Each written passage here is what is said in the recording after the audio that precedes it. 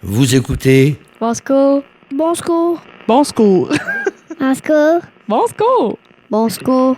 Vous écoutez Bon Secours Web Radio. Hey, mesdames, messieurs, bonjour et merci d'être connectés à Bon Secours Web Radio. Mon nom est Alex Boutillette. Merci beaucoup d'être présent. Je suis très content parce que je suis accompagné aujourd'hui de Guillaume Bousquet. Salut, Guillaume. Salut Alex. Ça va bien? Top shape, mon ami. Yes, good. Écoute, je suis très content parce qu'on a eu l'occasion de couvrir un super bel événement. C'est l'Étendard, un événement culturel qui se passe à la grandeur du Val-Saint-François. Ça avait lieu du 4 au 7 juillet dernier. Et puis, on a vraiment fait des belles découvertes. Je pense que pour ta part, ça a été en plus une belle retrouvaille. Oui, parce que j'ai eu la chance d'aller visiter le lieu d'exposition de Francine Péloquin, notre ancienne professeure au secondaire. Oui. Donc, j'ai été chez eux tout simplement samedi matin à Cleveland. Elle faisait partie du circuit. Puis, ce qu'elle a choisi d'exposer, elle, c'est le land art. C'est son travail sur le land art. Donc, peut-être que tu connais le land art. Moi, je connaissais un petit peu ça parce que j'avais un peu vu du land art urbain, à la limite du graffiti, peut-être, quelque chose comme ça. Elle a une approche vraiment spéciale qui est très naturelle. Donc, elle fait ça chez eux en campagne, avec tous les matériaux qu'elle peut trouver sur son terrain, donc des branches, toutes sortes de choses. C'est très intéressant à voir. Toutes les œuvres sont très naturelles, plutôt abstraites, là, la plupart. Mais c'est bien intéressant à voir. Puis son approche, je vais vous laisser l'écouter, ce qu'elle dit là-dessus. OK, super. C'est très intéressant d'aborder le land art parce qu'en même temps, ça rejoint une de mes grandes préoccupations, moi, qui est l'environnement. Puis je me questionnais beaucoup sur comment on peut continuer à faire des œuvres d'art ou des objets culturels sans que ça ait d'empreinte. Mais le land art, ce qu'il y a de bien, c'est que tu n'as pas ce dilemme-là parce que tous les produits, si tu es un puriste, tous les produits doivent être sur le lieu. Donc, Alex, c'est ça, dans le fond, c'est de s'inspirer de la nature, vraiment utiliser toute la beauté des choses qui vont nous entourer quand on est sur un lieu de création. Tu sais, des fois, comment on peut regarder un paysage, puis juste ça, c'est une œuvre d'art en soi. Donc, finalement, c'est d'exploiter tout ça comme une toile, se servir des éléments. Et puis, aussi, il y a une façon d'aborder ça qui est très le fun, malgré la complexité de tout ce concept-là. C'est assez facile de se laisser emporter là-dedans. On va écouter Francine me parler de ça. Et on les reconnaît. Fait que souvent, quand on aborde le land art, même si on est un néophyte, on ne connaît pas ça, on est souvent charmé par ces œuvres-là. Pourquoi? Parce que les matériaux sont très en accord. C'est tous des matériaux qui sont naturels, qui ont des couleurs qui vont forcément marcher ensemble parce qu'ils n'ont pas été altérés par, comment je pourrais dire, par quelque chose qui a été fabriqué autrement que de façon naturelle. Bon, la rouille, des choses comme ça, la mousse, les différentes couleurs de terre. Puis c'est un peu aussi revenir aux sources de la création, puis aux sources aussi de la découverte. Moi, quand je fais du land art, je me mets un petit peu dans la peau des premiers humains qui avaient juste 2 heures d'ouvrage par jour parce que c'était à peu près ça que ça leur prenait de temps pour se trouver à manger. Ils vivaient dans une caverne. Fait que le reste du temps, là, qu'est-ce qu'ils faisaient? Ils faisaient de l'observation. Ils s'amusaient ensemble, c'est sûr. Mais ils faisaient beaucoup d'observation, de la cueillette. Ils faisaient des expériences, comme quand on est petit. Donc, c'est ça, Alex. J'ai vraiment apprécié découvrir un peu plus le land art. Je trouve que c'est fascinant. Puis, j'étais content de rencontrer Francine. Je la salue, je la remercie pour le temps qu'elle m'a accordé. Hey, c'est clair, c'était vraiment intéressant, sans farce. J'aurais vraiment aimé ça la rencontrer aussi, mais je t'avouerai que j'ai passé un très bel avant-midi. Moi aussi, je suis allé rencontrer Marie-Josée Ravary à Val-Joli. Ouais. Ça a été vraiment très intéressant. Elle, c'est une artiste de poterie. Je la connaissais déjà. C'était un peu une connaissance. On s'était rencontrés quelques fois déjà avant. Puis quand elle m'avait rencontré, elle m'avait dit « Il faut absolument que tu viennes voir mon atelier de poterie. On va avoir du fun. » Puis effectivement, j'ai eu vraiment beaucoup de plaisir. On a fait l'atelier ensemble. Elle m'a fait faire de la poterie. Il y a des photos d'ailleurs sur le Facebook de Bon Secours Web Radio. Je vous invite à aller voir ça.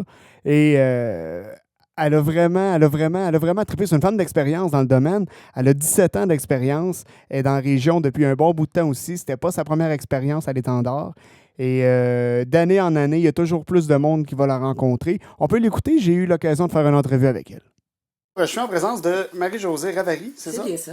Pour l'atelier de poterie à Val-Joli. C'est super intéressant. J'ai eu même l'occasion de faire un test, une petite expérience. C'était ma première expérience, franchement, à recommencer. Je le recommande à bien des gens. Marie-Josée, écoute, parle-moi un peu de ton expérience dans le domaine. Toi, ça fait au-dessus de 15 ans, oui? Oui, tout près de 17 ans que je fais de la poterie. J'ai été professeur aussi pendant 5 ans à un atelier de Windsor. Et maintenant, je suis à la maison pour recevoir les gens et recommencer à donner des cours Ah oui? éventuellement. Ah, c'est super, ça. Puis, c'est pas ta première expérience non plus pour l'étendard. C'est ma 6e année à l'étendard, mais ma première année à la maison que je reçois les gens. Ah oui, OK. Ben écoute, est-ce que tu as reçu un peu de monde jusqu'à date? Puis sinon, les autres années, c'était quoi les commentaires que tu recevais? C'est quoi un peu que tu retires de ton expérience de l'étendard? L'appréciation des gens de voir mon travail autour. Parce que depuis les 6 dernières années, j'amène mon tour avec moi. Je fais essayer les gens. Je leur montre comment c'est fragile, c'est quoi les étapes. Puis les gens apprécient beaucoup de voir l'artisan. Là. Oui, c'est ça. On aime surtout ça, voir les coulisses du métier. C'est Oui. ça qui est bien intéressant. Oui. Ben écoute, un gros merci, puis je te souhaite une belle continuité, puis je souhaite aux gens l'année prochaine d'être présents et de venir voir ton atelier. C'est vraiment très enrichissant. Merci. Merci Radio Bon Secours. Salut. Salut. Oui, très, très, très généreuse de son temps et très généreuse de son savoir. J'imagine que ses cours, ça doit être vraiment pertinent. Je vous invite, tout le monde, franchement, je pensais pas m'intéresser autant à la poterie. Là, on pense tout à mon fantôme d'amour quand on voit de la poterie. Là.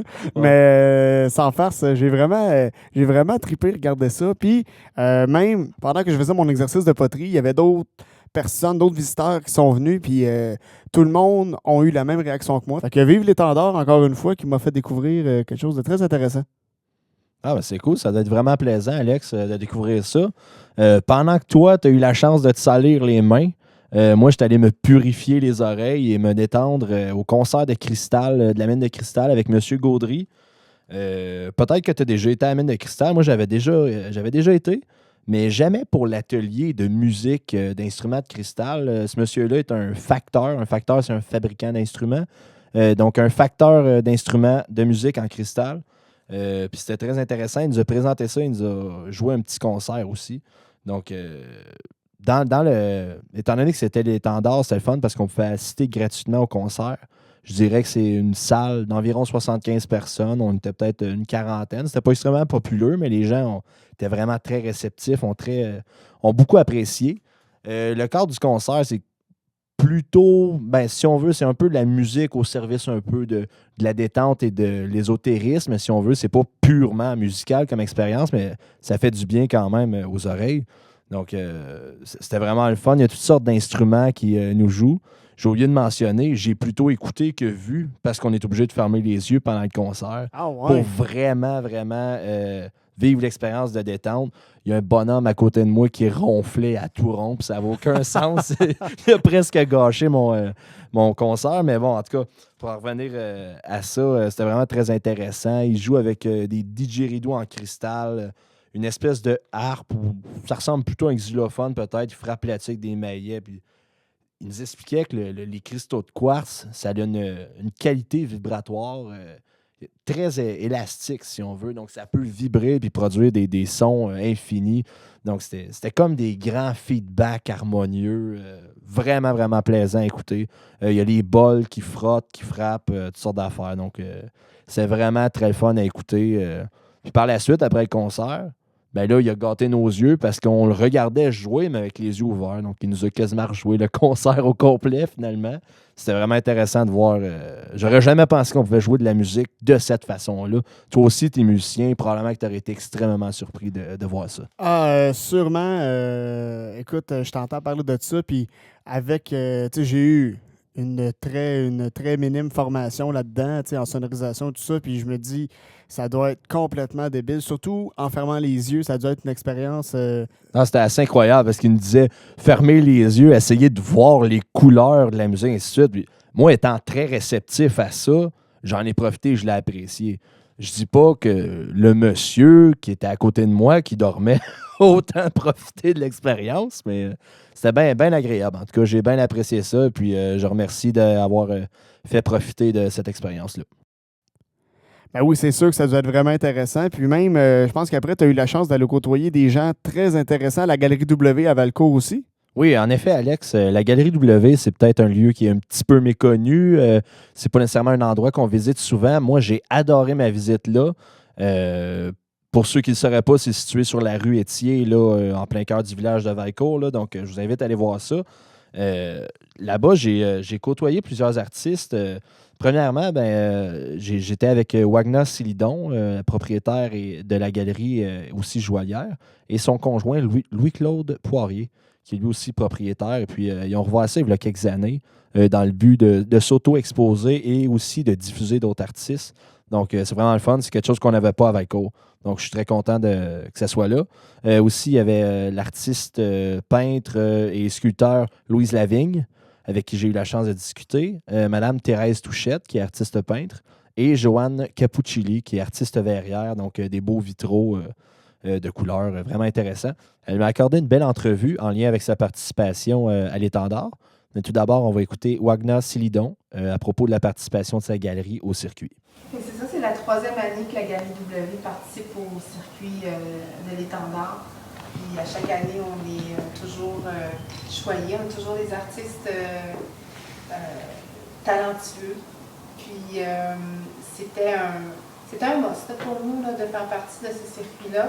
Moi, je trouve que participer à un circuit d'art, ça nous permet de voir d'autres artistes en même temps. OK. Tandis que si on fait une exposition pour nos propres œuvres, c'est une chose. On rencontre le public, mais l'étendard nous permet de rencontrer d'autres artistes. Donc, on sent que la plupart des artistes ont vraiment apprécié la participation à l'Étendard et ont apprécié d'être exposés à la Galerie W. Aussi, par rapport à ce que Joanne nous disait les artistes qui ont la chance de se rencontrer, de se regrouper, j'ai remarqué qu'il y en a beaucoup qui partagent cette envie-là de se rencontrer.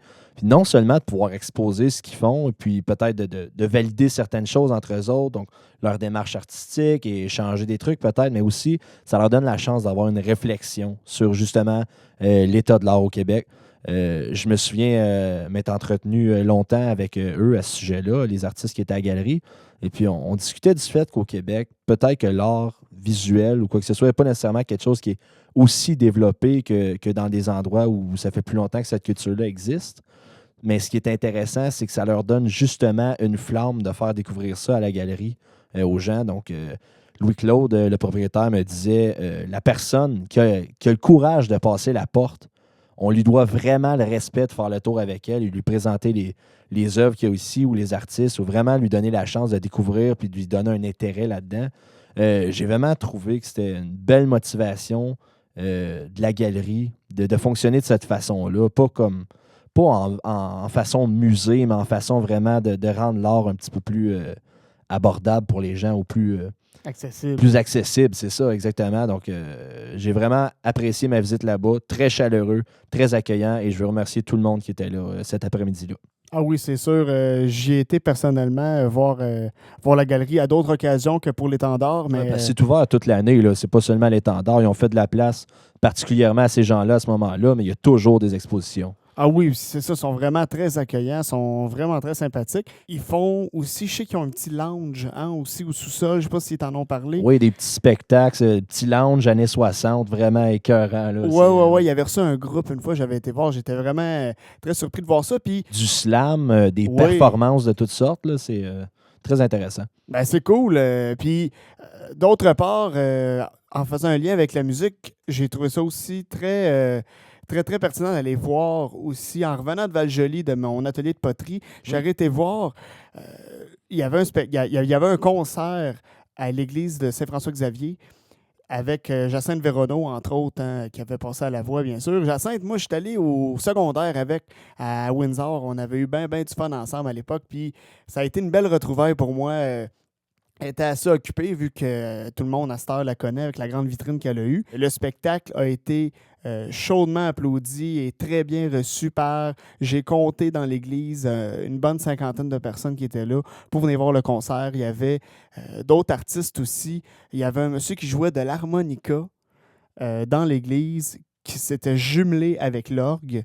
C'était un concert duo des deux instruments. J'avais jamais pensé jumeler ces deux instruments-là un jour. J'ai trouvé ça tellement original et tellement pertinent de faire ça. Là. C'était vraiment, vraiment bon, sans farce. Deux instruments avant. Puis le monsieur avait une très belle voix. Un monsieur, il avait au moins 70 ans, le monsieur. Il avait une voix d'expérience. Là. On sentait que c'était pas la première chorale qu'il faisait. Puis Jacinthe, ce que je trouvais super, super de sa part, c'est que même si elle avait eu une grande visibilité avant, avec la voix et tout ça, elle restait très, très proche de sa communauté. Elle chantait avec ce monsieur-là qui, lui, a toujours chanté à l'église de Saint-François-Xavier. Et c'était vraiment beau de voir ça. Et tout le monde qui était présent était très charmé aussi de ce moment-là. On sentait que c'était un moment unique. On sentait que c'était un moment privilégié qu'on vivait. Si je peux me permettre une anecdote, moi, je me souviens, la voix ou ces choses-là, c'est comme beaucoup de monde, des fois, je dis, les variétés, plus ou moins, ça ne m'intéresse pas. J'ai vu cette fille-là chanter dans une vidéo YouTube que j'ai regardée.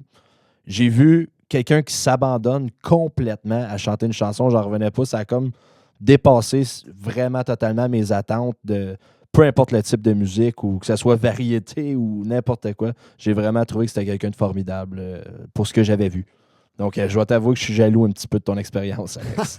Ben, oui, il y a ça, mais il y a aussi d'aller voir l'orgue parce que c'était... Oui, c'est vrai. C'était juste ça, c'est un instrument, c'est le plus gros instrument au monde, en fait, l'orgue. C'est vieux du 19e siècle, 1800, c'est ça? Oui, ça l'a été, en fait, ça l'a été installé là. Tu peux pas déplacer ça, tu installes ça une fois, puis... c'est beau le thé là, tu sais. Ben, c'est ça, c'est beau le thé là. Ça fait que c'est un instrument unique, au son unique, dans une église que j'ai pu constater une excellente acoustique. Puis jumelé à des belles voix et à d'autres bels instruments, ça fait des... Je pense que tout le monde en a eu pour son argent parce que c'était payant, ça, pour aller voir ce spectacle-là, mais tout le monde en a eu pour son argent, je suis convaincu. Je pense que pour conclure, on pourrait dire que l'étendard, c'est vraiment un événement à ne pas manquer. L'année prochaine, en tout cas, moi, c'est sûr que si j'y retourne pas dans le cadre de Bon Secours Web Radio, j'y retourne pour mon sur une intérêt base personnel. personnelle, bien sûr, c'est ça, exactement.